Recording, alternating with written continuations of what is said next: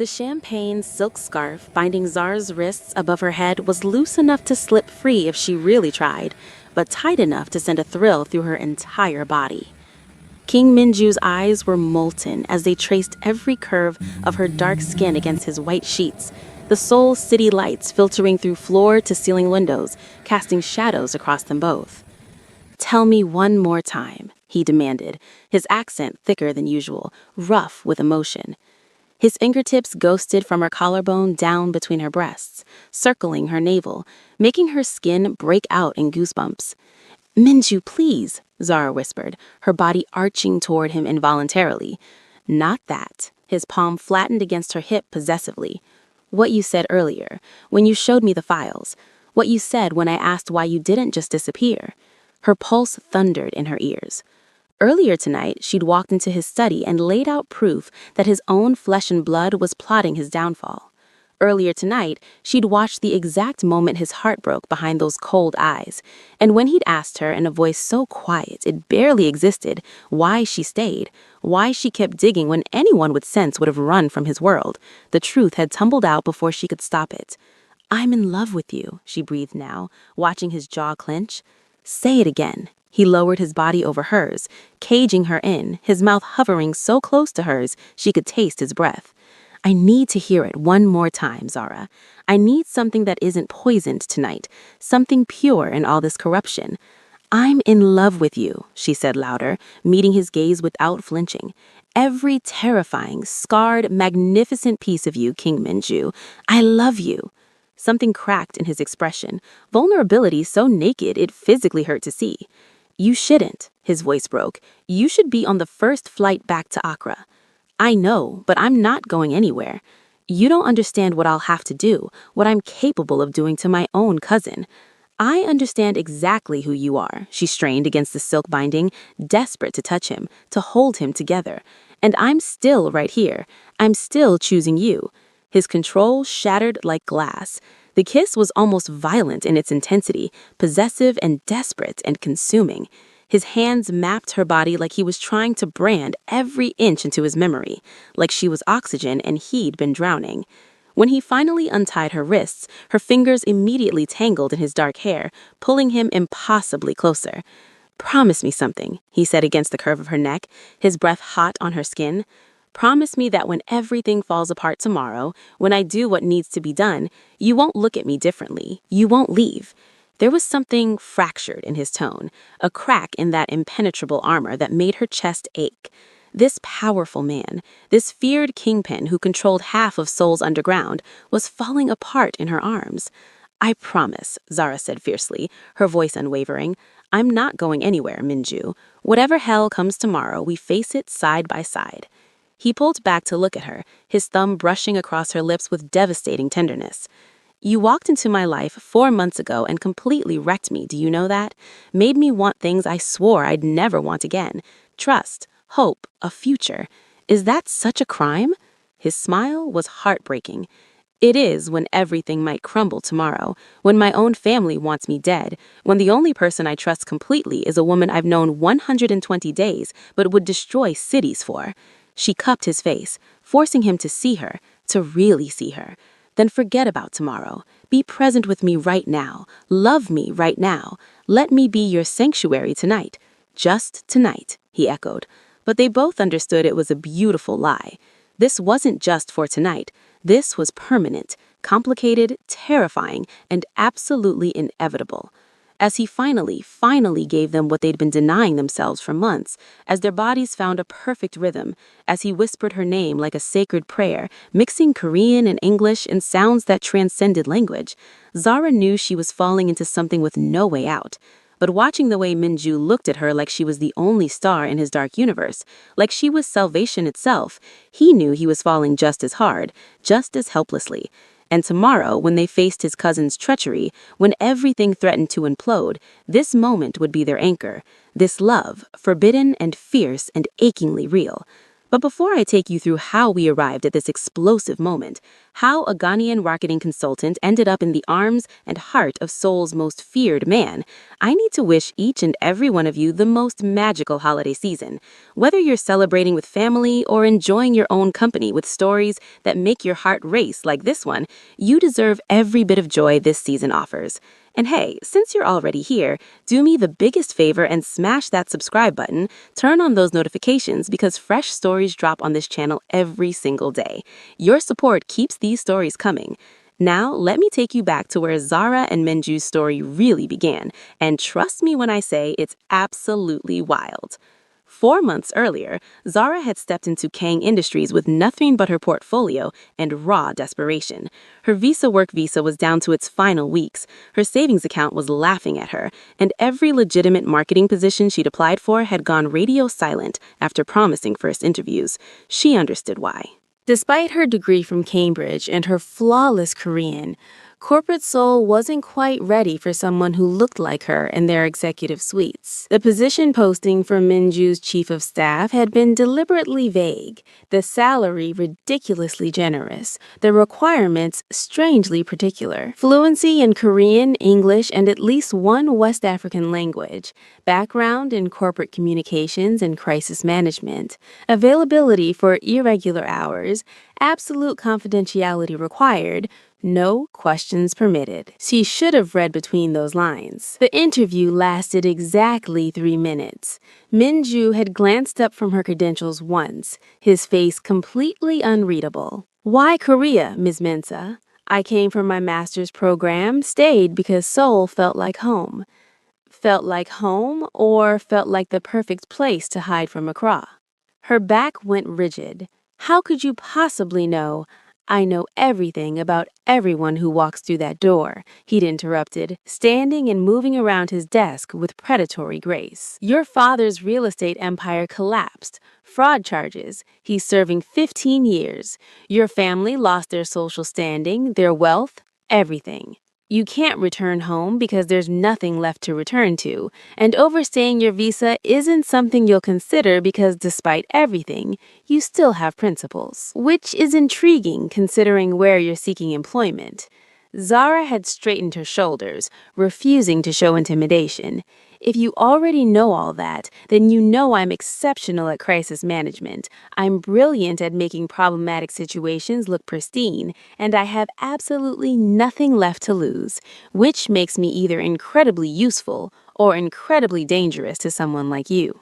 Minju had actually smiled then, a real, genuine smile that transformed his entire face. You start Wednesday, and Ms. Mensah, in my line of work, the most useful people are always the most dangerous ones. That's how it began. 4 months of 18-hour days, encrypted communications, meetings with men whose handshakes felt like death threats. 4 months of watching Minju dismantle empires with a phone call, orchestrate complex operations with a single word, and somehow still notice that she took her tea with ginger because she'd mentioned it once in passing. 4 months of pretending her heart didn't race when he stood close, when his hand would rest briefly on her shoulder during tense negotiations, when he'd switch from Korean to English mid-sentence just to see understanding light up her face. 4 months of falling for a man she had absolutely no business wanting. The night everything shifted began ordinarily enough. They were in his private office going over shipping invoices from Incheon. Minju had removed his jacket, loosened his tie, and Zara was desperately trying not to notice how the desk lamp made his features look almost sculptural. These figures are wrong, she pointed at her tablet. Someone's stealing from the Incheon shipments, and we're not talking small amounts. This is millions monthly. Minju leaned over her shoulder, close enough that she could smell his cologne, something woody and expensive. Who has clearance for those accounts? Only 3 people. You, your cousin Jin-woo, and Manager Choi. The atmosphere in the room shifted, temperature dropping noticeably. My cousin would never betray me, Minju stated flatly. Minju, the evidence is... My cousin wouldn't betray me, he repeated, but there was something underneath now, something broken trying to hide. Zara swiveled in her chair to face him. This was treacherous ground. In 4 months, he'd never discussed family, never revealed anything personal. Their relationship existed in this strange, intimate professionalism where they could spend entire days together but never touch anything real. "Then let me dig deeper," she said gently. "Let me prove it's not him. I'll find who's actually responsible." His hand lifted, and for one breath, she thought he might touch her face, but he caught himself. "Why do you care this much, Zara? This isn't your world. You have options now. Your visa is secured. Why stay in the shadows with me?" The question hung in the air between them, heavy with everything unspoken for 4 months. "Maybe I belong in the shadows," she whispered. "Maybe I like who I become when I'm there with you." The kiss that followed wasn't tentative. It was 4 months of magnetic tension, of careful distance and lingering looks, exploding all at once. Minju's fingers tangled in her braids, tilting her head back as his mouth claimed hers with bruising hunger. Zara's nails dug into his shoulders, pulling him closer, desperate for more contact, more of him. Consequences forgotten. When they finally broke apart, both gasping, Minju pressed his forehead to hers. "This is dangerous. I know. You should run. I know. But you won't, will you?" "No," Zara breathed. "I really won't." His smile was devastating. "Then let's be dangerous together, beautiful. But first, help me find the traitor in my organization. Then we'll explore all the other ways we can destroy each other." I can literally feel your hearts pounding through the screen right now. If you're obsessed with this dangerous chemistry between Zara and Minju, hit that like button and leave a comment telling me what you think happens next. Can she really trust him, or is she walking straight into a trap? And if you're new to this channel, subscribe right now because we deliver stories like this constantly. Stories about love that defies every boundary and shatters every rule. Now, let's get back to the moment when everything explodes. The investigation consumed their lives. Days melded into nights. Office hours stretching until sunrise painted the windows. But now everything had changed, become electric. Minju would stand behind her while she worked, hands on her shoulders, lips brushing her temple.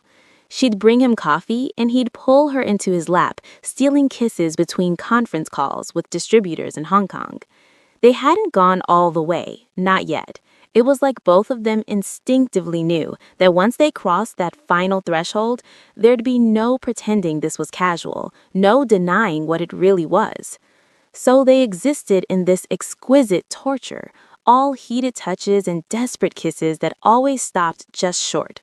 But the evidence Zara kept uncovering grew darker, more damning, and every single thread led back to Kang Jin-woo, Minju's younger cousin, the only family he had left after losing his parents in a car accident 7 years ago. She was dreading the conversation she had to initiate. It was Thursday evening, rain hammering against the windows, Seoul transforming into a blur of neon that seemed wrong for the ugliness she was about to expose. "Minju, we need to discuss what I found." He looked up from his laptop, immediately reading her expression.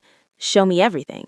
Zara pulled up the files, the offshore accounts, the shell corporations, all roads leading back to Jin-woo's inner circle. "He's not just skimming money," she said quietly. "He's constructing his own empire, using your infrastructure, your protection, but creating an entirely separate network. And there's something else." "What?" His voice was completely flat, emotionless, which somehow felt worse than rage. "He's been in contact with the Park Syndicate." Minju's phone shattered against the wall. The Parks were their enemies, the organization responsible for his parents' death, the family that had been at war with the Kangs for decades. "He wouldn't," Minju said, but he sounded hollow. "Not them, not after what they did to my uncle." Zara moved to stand directly in front of him, taking his face in her hands. "I'm so sorry. I wish I was wrong. I checked everything 3 times. I even had an outside analyst verify it to make sure my feelings for you weren't affecting my judgment." Something flickered in his dark eyes. "Your feelings for me?" "Minju, She hesitated. They'd kissed, touched, spent nearly every moment together, but neither had spoken those words, made it undeniable. He stood abruptly, pulling her flush against him, one hand spanning her waist, the other cradling the back of her head. Say it, Zara. I need to hear something true right now, something that isn't about betrayal and blood. I love you, she whispered against his chest. I know it's insane and too fast and probably the most reckless thing I've ever felt. But I love you, Minju. I love your intelligence and your ruthlessness. I love how you remember tiny details about me. I love how you mix languages when you're exhausted. I love every part, even the parts most people would fear. His grip tightened, almost painfully. I've taken lives, Zara. I've done unforgivable things. I know. I'll likely do worse. I'm going to have to face my cousin, and that confrontation might end in bloodshed. I know. He pulled back to search her face. And you still love me? I'm not naive about who you are. I love you with full knowledge of what you're capable of. Does that make me damaged too? It makes you mine, Minju said fiercely, completely, irrevocably mine, and heaven help anyone who tries to change that. The kiss was different this time, slower, deeper, a vow and a claim simultaneously. When he lifted her onto his desk, scattering the damning evidence about his cousin, when his hand slid beneath her skirt, when she wrapped her legs around him and felt him hard and ready, it felt like falling off a cliff and learning to fly at the same time. Not here, he murmured against her throat, not surrounded by this. When I finally have you completely, it won't be with evidence of my family's betrayal scattered around us. It'll be in my bed, where I have all night to worship you the way you deserve. Zara shivered at the dark promise. So what happens now? Minju's expression hardened, the lover vanishing behind the crime lord. Now I invite my cousin to dinner and give him one opportunity to explain before I decide his fate. The family dinner was scheduled for Sunday at Minju's private residence, a stunning modern hanok in Samcheong-dong that somehow blended tradition with contemporary luxury. Zara wasn't meant to attend, it was family business, but Minju had insisted. You stay beside me, he told her, always from now on. I trust you more than my own blood, which should terrify me, but somehow it doesn't. Jinwoo arrived precisely on time, all casual confidence and designer streetwear, looking nothing like someone orchestrating his cousin's downfall. He was younger than Minju by 4 years, handsome in a softer way, without the razor edges that made Minju so dangerous. His eyes widened seeing Zara. Hyung, you didn't mention your chief of staff would be joining us. Zara isn't just my employee anymore, Minju said calmly, his hand settling possessively on her lower back. She's under my direct protection now. Anything you say to me, you say in front of her. Something unreadable crossed Jinwoo's face. Direct protection? That's quite the promotion. Congratulations, Miss Mensa. They sat for dinner, an elaborate traditional spread that nobody really ate. The tension was suffocating. Zara observed both men, noting the similarities and stark differences, the way they circled each other with practiced wariness. Finally, Minju set down his chopsticks. The Inshan shipments, the missing funds. Explain them. Jinwoo went completely still. Hyung, don't insult me with lies. Minju's voice was soft, lethal. I have bank records, shell companies traced to your people, meeting logs with the Park family. Don't lie to my face. The younger man's expression shifted, easy charm dissolving to reveal something harder beneath. You had me investigated? Your own cousin? You stole from me, my own cousin. I was building something independent, Jinwoo said abruptly. Do you understand what it's like existing in your shadow? You're the genius, the ruthless one, the one Uncle chose to lead everything. I'm just the backup, the younger cousin nobody respects. Minju remained seated, but Zara could feel violence coiled in him like a spring.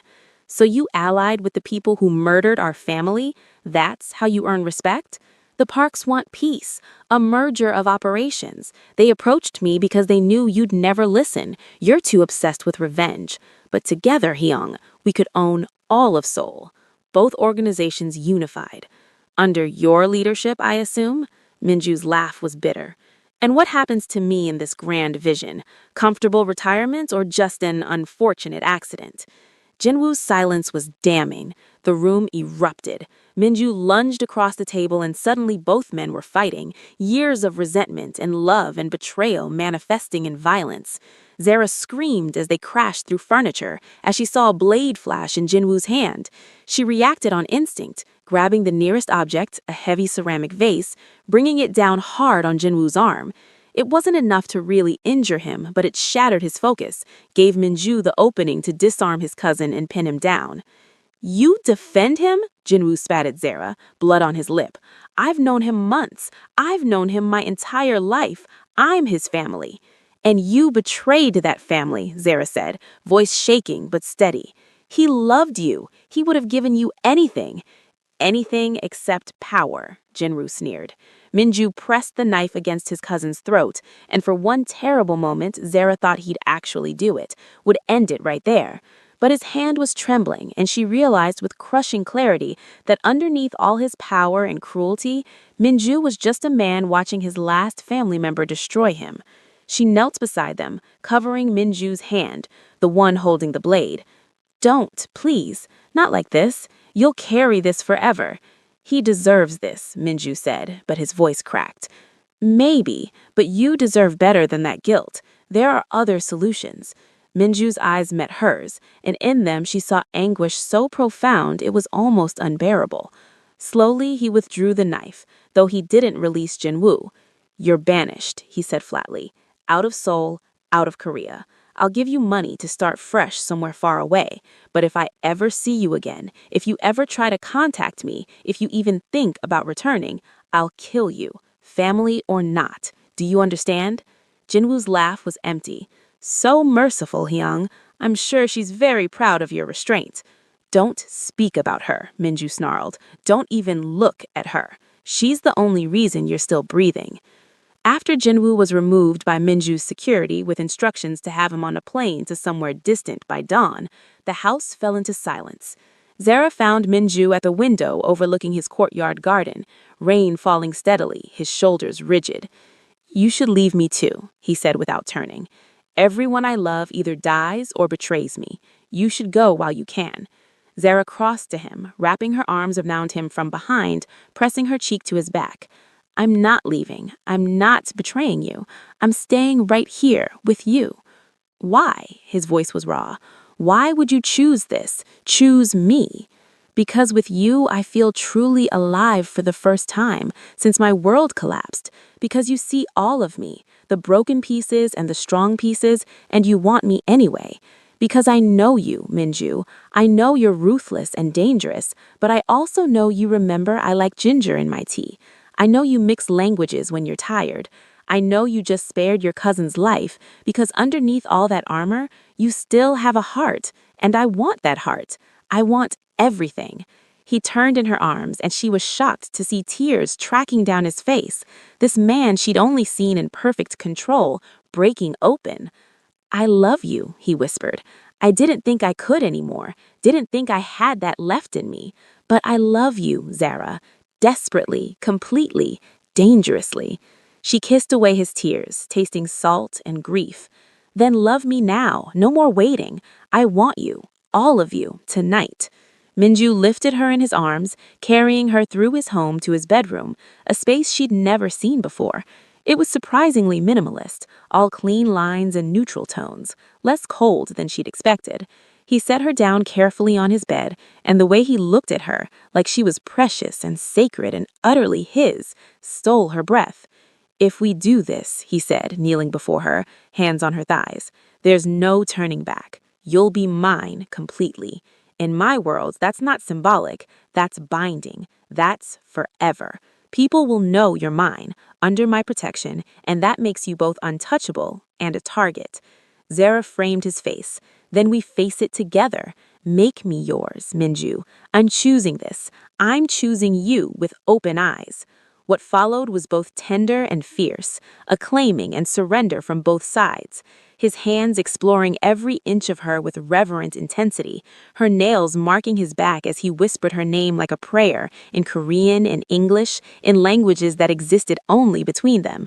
When he finally entered her, their eyes locked, Zara felt something click into place in her soul, like she'd found home in this dangerous man. Afterward, wrapped in his arms, his fingers drawing lazy patterns on her skin, he felt him relax for the first time. "Stay with me," he murmured in her hair. "Not just tonight. Always. Move in here. Be at my side in everything." "Are you sure?" she asked softly. "That's moving fast, even for us." His arms tightened.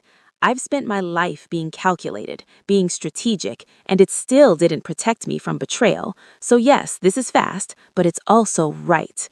"You're right. The only right thing in my entire world." "Then yes," she whispered. "Yes to everything." But peace, Zara was discovering, was always fleeting in Minju's world. 3 weeks after Jinwoo's exile, 3 weeks of almost domestic happiness where she'd moved into Minju's home and they'd found a rhythm of work and intimacy that felt nearly normal, the threats began. First, a message, a single text to Minju's private number, the one only family knew. "You chose her over blood. Now you'll pay." Then photographs, images of Zara at the market, at her yoga studio, getting into Minju's car, always just her, always with crosshairs superimposed over her face. "It's Jinwoo," Minju said, voice tight with rage. "He's targeting you to hurt me." "So we find him first," Zara said, refusing fear. "We finish this." "We?" Minju's smile was sharp. "You're not just my partner anymore, are you? You're becoming my equal, my strategist. Is that permitted in your world?" "I don't care about permission. I'm changing the rules for you." They tracked Jinwoo to Singapore, where he'd apparently connected with a rival syndicate and was orchestrating something catastrophic, an attack on Minju's primary sole operations, scheduled for New Year's Eve. The final confrontation happened in a warehouse near the Han River, dramatically illuminated by the city's holiday lights, reflecting off dark water. Jinwoo had brought 12 men. Minju had brought 25. But it was Zara who walked forward first, unarmed, into the space dividing the two forces. "This is madness," she called to Jinwoo. "You're cousins. You're all each other has left. Is ego really worth all this blood?" Jinwoo's laugh reverberated in the empty space. "You think you understand us? You've been in his world for months. I've been there for 29 years. He's incapable of sharing authority, incapable of seeing me as anything but inferior." "So prove him wrong," Zara challenged, "not by destroying what your family built, but by building something worthy on your own. You have capital from what he gave you. You have connections. Start over properly, not with vengeance, but with vision." "Why would you even care?" Jinwoo demanded. "I threatened you, put you in crosshairs." "Because he loves you," Zara said simply, gesturing back at Minju, "and he's tearing himself apart trying to choose between justice and family. Because I understand what it means to lose everything and rebuild. Because tonight, all this violence, it doesn't have to be how this ends." There was a long, excruciating silence. Then Jinwoo lowered his weapon. "You're either impossibly brave or impossibly foolish," he said to Zara.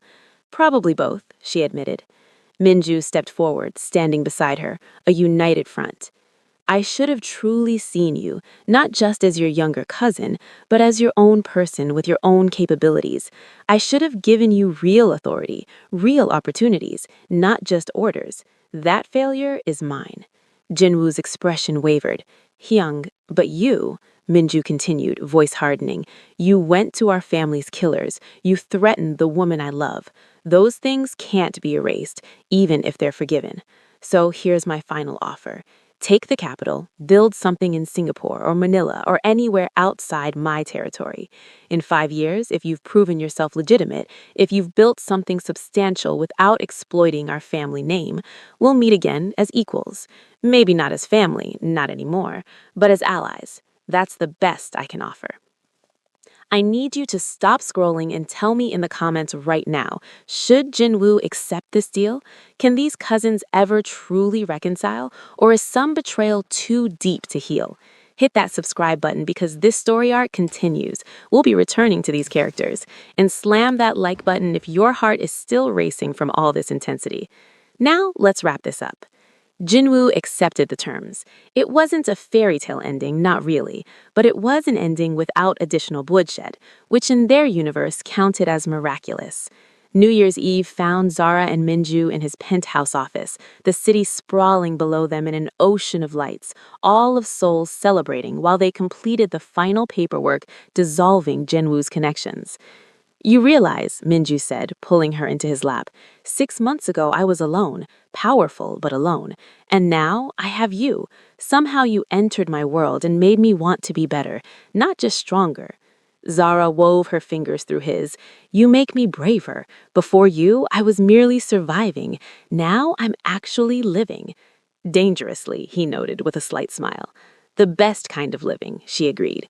He reached into his desk, producing a small box. Inside was a ring, a stunning emerald surrounded by diamonds, unique and unexpected and absolutely perfect. In my world, he said quietly, this is a promise, a binding. Marry me, Zara, not because it's safe or conventional, but because I can't imagine any future without you in it, because you're my conscience and my courage, because I want to build something with you that isn't about territory or control, but about us. Zara's eyes blurred with tears. You're supposed to be this feared crime lord. You're not supposed to be this romantic. Only with you, he promised. Only ever with you. So what do you say? Will you marry a dangerous man and embrace a dangerous life? She kissed him deeply, pouring everything into it, all the love and terror and absolute certainty. Yes, yes to all of it. Yes to you forever. As he slid the ring onto her finger, as they sealed the promise with more kisses that grew heated, as he swept his desk clear with one motion and lifted her onto it with clear intent, Zara marveled at the impossible path of her life. 6 months ago, she'd been desperate and isolated.